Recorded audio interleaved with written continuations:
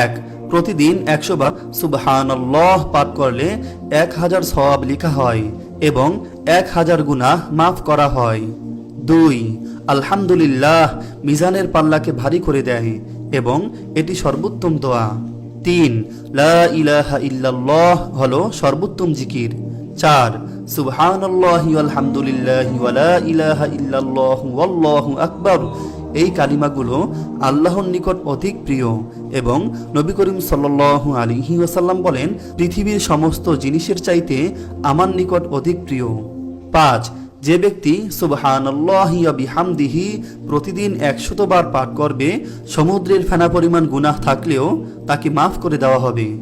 6, নবী করিম সাল্লাল্লাহু আলাইহি ওয়াসাল্লাম বলেন, সুবহানাল্লাহি ওয়া বিহামদিহি সুবহানাল্লাহিল আযীম এই কালিমাগুলি জিহ্বায় উচ্চারণে সহজ, মিজানের পাল্লায় ভারী, দয়াময় আল্লাহর নিকট প্রিয়।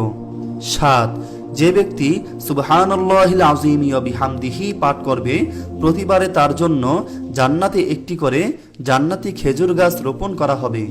8, নবী করিম সাল্লাল্লাহু আলাইহি ওয়াসাল্লাম বলেন, লা হাওলা ওয়ালা কুওয়াতা ইল্লা বিল্লাহ হচ্ছে জান্নাতের গুপ্তধন সমূহের মধ্যে একটি গুপ্তধন।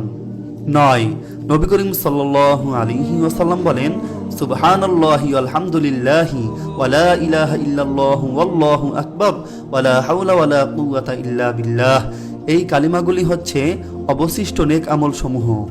10, নবী করিম সাল্লাল্লাহু আলাইহি ওয়াসাল্লাম বলেন, যে ব্যক্তি আমার প্রতি একবার দুরূদ পাঠ করবে, আল্লাহ তাআলা তার প্রতি 10 বার রহমত বর্ষণ করবেন। এবং তিনি আরো বলেন, যে ব্যক্তি আমার প্রতি সকালে 10 বার এবং বিকালে 10 বার দুরূদ পাঠ করবে, সেই ব্যক্তি কিয়ামতের দিন আমার শাফায়াত পাবে। আল্লাহ তাআলা আমাদের সবাইকে এই জিকিরগুলো আমল করে জান্নাতুল ফেরদাউস অর্জন করার তৌফিক দান করুক। আমিন।